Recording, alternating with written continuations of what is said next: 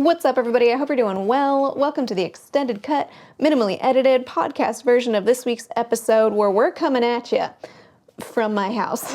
This week, my daughter is at home sick. She's in that kind of like, if I can call it like that sweet spot where she's on the up and up. So she's feeling better enough to enjoy things, but she's like not quite there where I feel comfortable bringing her back to school. So she's having a grand old time with snacks, watching a show downstairs. Hopefully she's good while I film this. But here we are. We're gonna film from my house. I always reflect on this whenever I have some kind of life thing like this, as everyone's life has things like this that happen.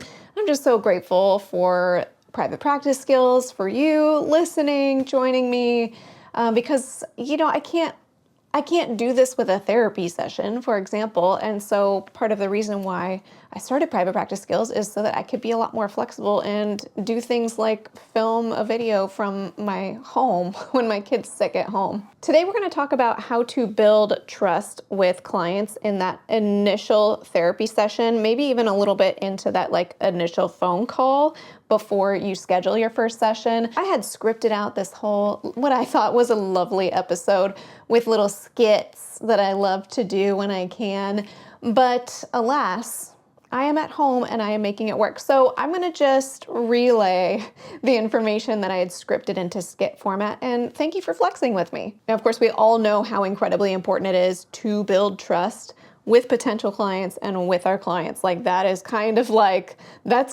the central tenet of what we're doing. Like if they don't trust us, then we're probably not gonna get anywhere.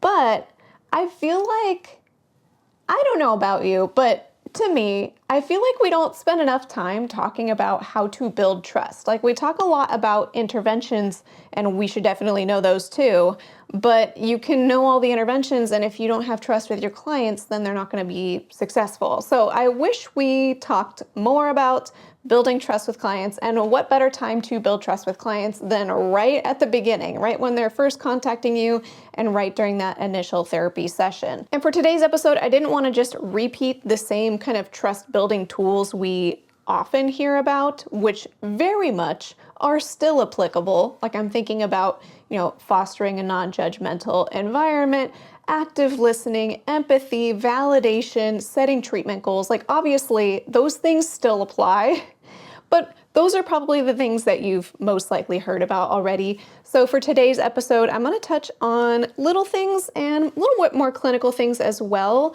that I don't often hear other spaces, therapists, training contexts talk about when it comes to building trust. And this is literally just like anecdotal, like I was just kind of reflecting. What do I do with my clients? So this is not like an exhaustive list of every way to build trust with your clients ever. Just some of my own reflections. And also it's probably going to look different from context to context, like depending on the population you work with and things like that.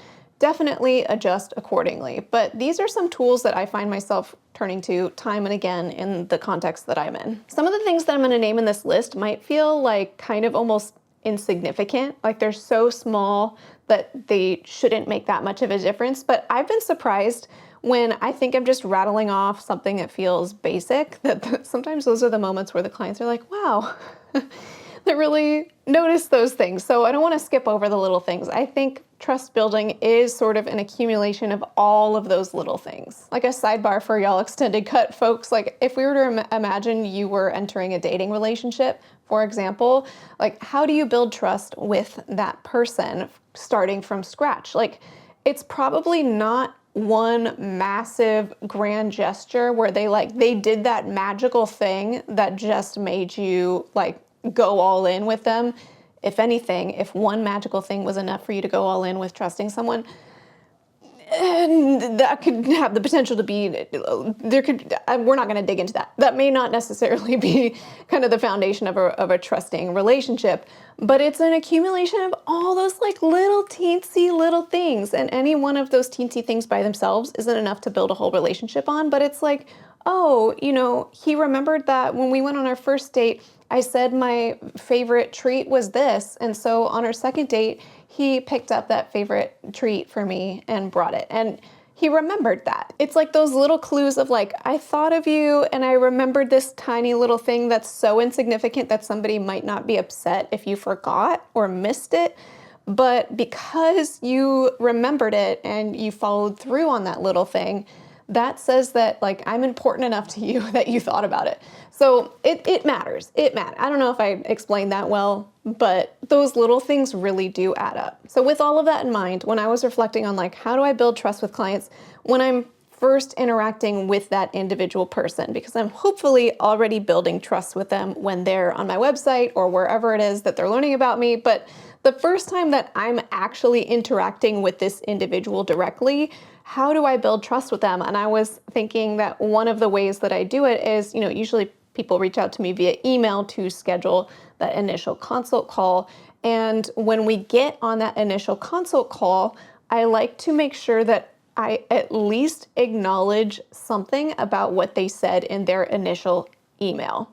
Again, this might sound obvious and or silly because of course we read their email, we scheduled this consult call with them via email, but sometimes people might think that you had an administrator maybe schedule the consult call for you, and maybe you did have an administrator schedule that consult call for you, but that you took the time to, see what was in that message or whatever the administrator relayed to you from that message. For me personally, I am the one reading that email and I am the one scheduling that consult call. And so if I just say like, oh, hey, you mentioned in that email you've been really struggling since 2022, tell me more about what's been bothering you. Like the smallest detail. Like I'm not trying to say like, go ahead and psychoanalyze their email or anything. It's just like, oh, I read that they said that they've been struggling since 2022 and now I'm asking them about that. Like nothing fancy, no psychoanalysis involved. Just, I read your email, I paid attention, now we're following up with it. Anything that they acknowledged in that early initial interaction, just acknowledging it again when you first speak with them in that initial consult call, I think is like one of those little breadcrumbs that helps build trust. And along the same lines, I do have my clients fill out a pretty extensive history form as part of their initial paperwork before we meet for a first session.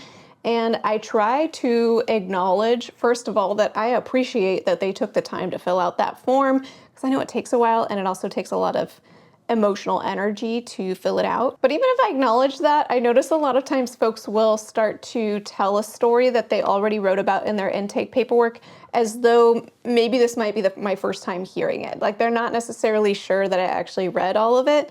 So if I hear them starting to flag something that I already read in their history form, then I will just make a very gentle acknowledgement like, oh, right, I saw that you wrote about that in your form and I was curious to ask you more. It could be the most simple acknowledgement. You don't have to memorize the whole form. Just, yeah, I saw that you wrote about that and that sounds really important. Let's make sure we have some time to talk about that today. And if you do that during the initial assessment, they notice that. Like a lot of clients will be like, oh, like you can see that relief on their face. Like, oh, you read my forms. Okay, cool. And then sometimes they'll even just sort of jump right into it. Like, okay, you read that. So picking up where we left off then from the forms, almost just kind of diving further in, diving deeper, which is exactly what we would hope for when somebody is building trust with us. What I definitely see, oh, yes? Hi, I'm filming a video for my work. Why? And my camera up here. Well, don't push the buttons. No, I need those. Don't push my buttons. This is my whole life. I'm under bed. Oh, kiddo. How do I fix this? Okay. Do you need something? I need some more hot cocoa. And I want you, and that's all. You need some more hot cocoa? Understood. Okay. To be continued. Don't push any buttons. I know. Don't push buttons. Don't push. Where was I? Okay, so as I was reflecting on what else I do to build trust with my clients early on, one item came to mind that is sort of like an adaptation of what I had been taught to do.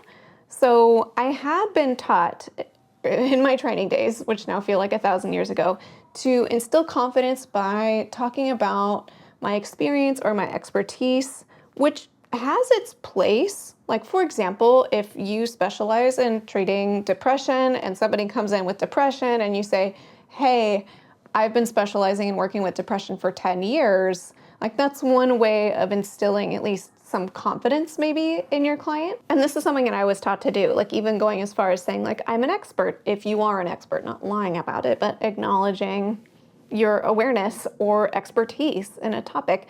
And what I've done to adapt this over time is, if it's true, first of all, if it's something that I'm feeling really familiar with, really well-versed in, that somebody's coming in with, I will acknowledge my connection to that topic in a way that also acknowledges the client. So meaning if somebody comes in asking for help with depression, and I think I'm an expert on depression or have a lot of familiarity on the topic, rather than saying, hey, I'm glad you're here, I'm an expert on depression, I might say something more like, hey, I can really see why you decided to reach out to me in particular.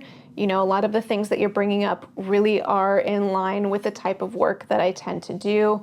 I feel like I have a lot of familiarity with what's coming up for you and have been able to help a lot of folks through this. It might feel like splitting hairs, but I do like to feel like I'm including the client in that interaction rather than just saying like, hello, I can help you, I'm the guru. It's like, oh, I see why I was the person you decided to reach out to. And yeah, hopefully we're on the same page. Another way that I lean into building trust early on is by deflating any shame or embarrassment that a client might have in that first session. It could be about anything. It could be that they're running late because they got lost on their way to your office for the first time and they're feeling sort of flustered about it. And maybe I might say something like, oh yeah, that traffic coming down that freeway is always a beast at this time, I get it. Or maybe let's say you're meeting virtually and your client's internet is spotty and they're feeling sort of like uncomfortable because they're realizing it's their internet and it's making it hard to just say, hey, we can't control the internet, this happens all the time, why don't we give it a go for a little bit, and then if we need to, I'll let you know, we'll make adjustments and figure it out as we go. Or it may be shame or embarrassment directly related to their presenting issue. Like they might say like, oh my gosh, I'm really embarrassed to talk about this. I haven't told anyone before what I'm trying to work up the courage to tell you. Then I might try to deflate some of that shame by saying something like, you know, it's probably not anything I haven't heard before at this point, but regardless of that, it's most important that we wait until you feel ready to share. So please don't feel like you have to share. Most of the time people do feel ready to share, not always, but that is a soothing action all in itself to just say, hey, it's okay. Like basically all of these are amounting to saying like, it's okay. However you're showing up, if it's late because you got lost, if it's because of your spotty internet, if it's because of, you know, it's really uncomfortable for you to talk about the reason why you're here, it's okay. Whatever it is, it's okay. And we're still here. It's gonna be fine. Before we dive into the next trust building tip, I'd like to take a moment to thank Palbox for sponsoring today's episode. It wasn't until a couple years ago that I first learned that even with a signed BAA, Google Workspace and Microsoft 365 can't guarantee that 100% of the messages going in and out are HIPAA secure. So without a tool like Palbox operating on the back end, it's almost impossible to stay HIPAA secure unless you forego email altogether. Even if you exclusively use a secure portal to discuss protected health information with your clients, there's still going to be potential clients reaching out initially, and also some clients who will still try to email you because, I don't know, they forgot their password for their portal and they're trying to reach out. So with a tool like Palbox, you can guarantee that every single message is protected. Palbox is super easy to set up and it's kind of a one and done situation. Like you just spend a few minutes initially setting it up and then it's just continuously quietly running in the background. Palbox offers a 14-day free trial to everybody, and they're offering a special discount to Private Practice Skills listeners. Just use coupon code SKILLS at checkout in order to receive $250 off your first year of Palbox. That's Palbox spelled P-A-U-B-O-X. Thank you again to Palbox for sponsoring this episode, and now on to my next trust building tool. And the next tool that I like to use, I kind of touched on a little bit in the last example, but when appropriate and when it seems like this particular client would be receptive to it, to deflate any kind of nervousness or anxious energy with some humor. Like I've had first sessions with clients where we're meeting virtually and they're sitting in their bathroom on the toilet with the lid closed, not actually using the toilet. They're just using it as a confidential space, to be clear. And, they're clearly often a little bit embarrassed by it. And they'll say like, oh, this is, my most confidential space. And I'll throw in some sort of humor about it and say like, hey, we just do whatever we can to make it work. I'm just glad that you're here. This one's a little bit harder to offer like an exact script because I definitely tailor this to like what is feeding off of each client that I'm meeting with. And some clients really respond well to humor and it helps them kind of soothe and have some relief, and other clients might just be totally off-putting. So, and also the type of humor really could vary. Like some clients might really appreciate almost like a banter, and other clients, I'm thinking of a banter of like if it was a virtual session and they're living in a different region of California, is it banter about like NorCal or SoCal, which is better? Like these lighthearted types of banter.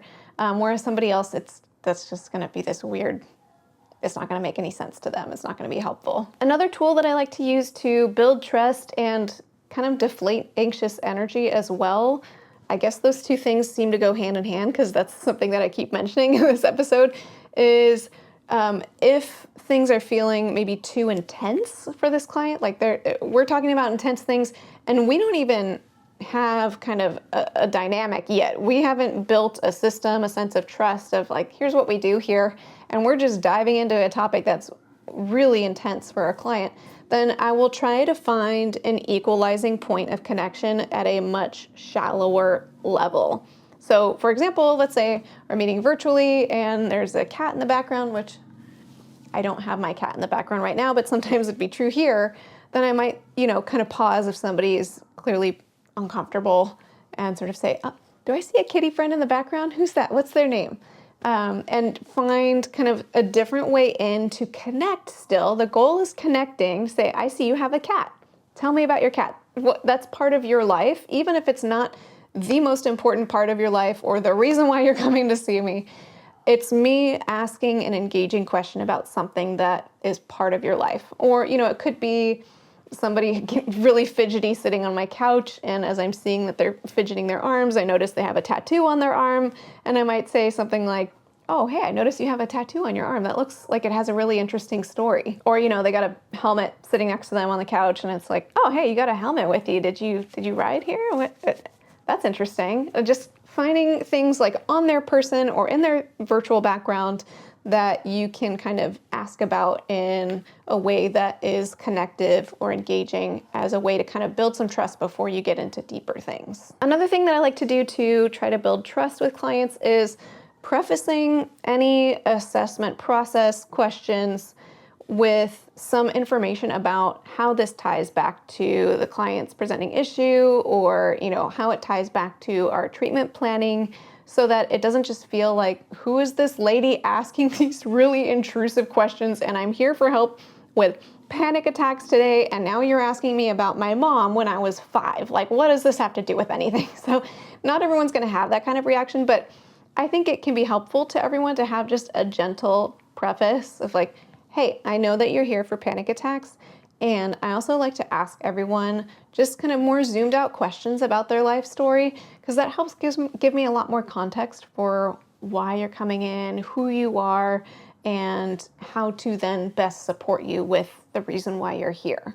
So I'm going to ask you a little bit about your childhood. Is that all right? Right. So you kind of are just, there's an invitation. It's like I'm going to lead us in this direction, and I'm just pointing out where we are on the map so that you can kind of keep track of where we are and where we're headed. I know for me, at least when I'm meeting with a medical professional and they're asking me just like rattling off questions, I have on the one hand, one part of my brain that goes, clearly they're asking this question because it must be important for some reason, but I don't know what that reason is. It just feels like they're asking me a random question. Like, oh, did your parent ever have blah, blah, blah disease or whatever? And they'll be like, wait, are they asking that because they think I have that disease? Or do they, like, and your brain just starts to kind of like fill in the blanks.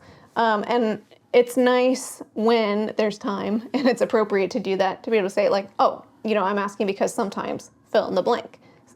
Context is helpful and it helps us build trust. Like, this person is thinking of me and my needs in these questions that they're asking. And of course, before ending the first session, I think it's always so important to circle back to treatment planning. And I know on the one hand, this probably sounds obvious. This is something that I was definitely taught, and I imagine all of us are taught, like we are planning this client's treatment goals in the first session, and so we should talk about those treatment goals before the end of the first session. And sometimes that is just naturally where things fall. We get to the end and we go, great, here's our plan. What do you think? Let's collaborate on this. But it's also not unusual that, we get towards the end of the time in our first session and I'm still like halfway through my assessment questions. Or, we thought we were treatment planning for this, but now they brought up this big bomb in my mind that requires a whole different set of assessment questions. Maybe I'm assessing now for harm or addiction or something that feels significant and worth asking about. So we sort of maybe put on hold treatment planning for the thing that they said that they wanted treatment for, right? Whatever, could be any number of things that cause the treatment plan to not necessarily be ready by the end of the first session. But I think it's always so important to circle back to treatment planning and acknowledging it by the end of the first session. Because what we don't want is to sign off of the first session and we're gonna meet for session number 2 and we're gonna wrap up our treatment planning. I just need a little bit more time. But if you don't communicate that to your client, they might just feel like they showed up, you asked them a bunch of intrusive questions, and then you signed off and scheduled another appointment. So is that therapy? Is that what therapy is? You just keep asking a bunch of questions and they probably feel worse. They might feel worse because you asked them about these really hard things without actually, doing any intervention to help them feel better. And so it can really cause somebody to lose trust in the process, in you. So if you can make sure, regardless of where you are in your mind with setting treatment goals, treatment planning, like at the end of the session, acknowledge, like, hey, I noticed the time, we're coming close to the end of our session. Normally at this point, I'd offer a few potential routes for treatment. And given where we are in our conversation, I'm realizing I still have a few more questions that I need to ask you before I feel really ready to name what those goals are and how we're going to get there. So if you would be willing, I'd love to save some of those questions for next time. I don't want to rush through them in our last few minutes because they're important to get to know clearly. Or even if your thoughts around treatment planning are like on their way, but like still sort of under construction, you need a little more time to put it together, you can circle back and acknowledge that. Like, okay, so far I'm hearing that you'd like to work on A, B, and C. And I have a few potential directions in mind, but I wanted to go kind of check on some of my information. And when we meet the next time, I'd love to just circle back and offer a few different pathways for the directions we could take moving forward. What do you think of that? Any kind of acknowledgement of like, yes, I haven't forgotten, we are making a treatment plan. Here's where I'm at with that so far is so important. And of course, in sort of quote unquote ideal first session, you can name some goals and collaborate on how to plan out interventions for those before the end of the session. And I usually will say something like, so far, what I'm hearing you say is you'd like to work on A, B, and C, and here's a pathway that I could see that might be helpful for us to get there. What do you think of that pathway? And then I like to say, and I'm still getting to know you. We've only met for this one session, so it may be possible that as I get to know you better, we go back and we adjust the treatment plan. I might flag that, or if at any point you're feeling like you want to take things in a different direction, you can always flag it. But we can just kind of start with this for now, so we have a sort of guidepost for what direction to take. And if we need to adjust it as we go, we certainly can. Okay, well, those are not all of the things that we do to build trust. These are not all the things that I do to build trust, but those are some of the things that came to mind for me when I was asking this question of like, what do I personally do as Marie to build trust with clients in those very initial interactions, that initial phone call and that first therapy session that I don't necessarily always hear people teach on or talk about directly. And I imagine from therapist to therapist, there's going to be kind of different tips and tricks that are especially tailored to your particular environment, workplace, presenting issues, populations, things like that. So keep all that in mind. But I'd love to kind of keep this conversation going, get the ball rolling. Like maybe you talk about it in your consult group or supervision or wherever you're interacting with folks in your context of like, yeah, what are the things that we do to build trust with our clients early on. And I bet you each have tips that other people in your circles haven't thought of that you can kind of like, swap tips with each other basically. Those are my favorites. Like when I hear another therapist in like a consult group be like, oh yeah, usually in that situation, I just do that. And it's so matter of fact for them. And then for me, it's like a light bulb goes off and I'm like, that makes sense, but I never thought of that before. And it's like, I will remember that next time. And then it comes with me and becomes part of the routine. I love that. Anyway, so that's kind of the vibes I was going for in this episode, especially since I'm at home and I managed to only get interrupted twice. Anyway, I hope you didn't miss the skits too much. I love making the skits, but yeah, that would be a lot of work to do with a kid at home. Thanks again for joining me. I hope you didn't hear Spidey and his amazing friends too loudly in the background, but I guess I'll find out when I edit this later. It's fine. It's fine. Whatever's going on in your world, until next time, from one therapist to another, I wish you well.